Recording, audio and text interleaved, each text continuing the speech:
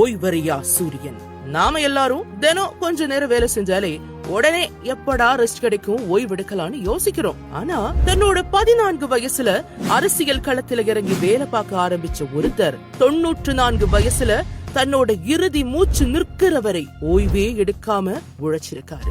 அவர் வேற யாரும் இல்ல, முத்தமிழறிஞர் கலைஞர் தான். தான் இறக்கும் தருவாய் வரை தமிழர்களுக்காக தொடர்ந்து போராடிட்டே இருந்தார். ஒவ்வொரு மனுஷனுக்கும் ஒரு திறமை இருக்கும்னு சொல்லுவாங்க.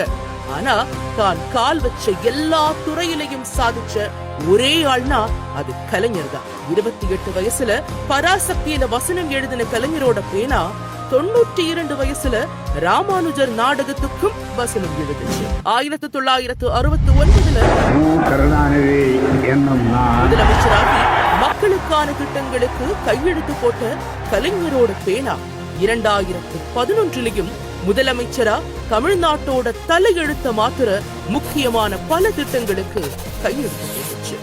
இக்கட்டான தொடர் அரசியல் பணிகளுக்கும் மத்தியில 178 புத்தகங்களையும் எழுதி குவிச்சிருக்காரு கலைஞர்.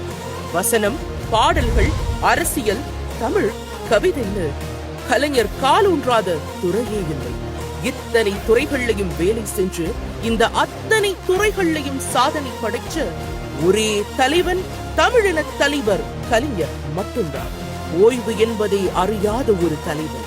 தமிழும் தமிழ்நாடும் தலைநிமிர தன் கடைசி மூச்சு வரை உழைத்த ஒரு தலைவன். இன்று தன்னுடைய 100ஆண்டு நிறைவு விழாவை கண்டிருக்கும் ஓய்வறியா சூரியனாகிய தலைவர் கலைஞர் இன்னும் 100 அல்ல, 1000 அல்ல, கோடி ஆண்டுகள் கழித்தும் கொண்டாடப்படுவார். உயிரினும் மேலான உடன்பிறப்புகளுக்கும் வணக்கமும் வாழ்த்தும் குவிக்கின்றேன்.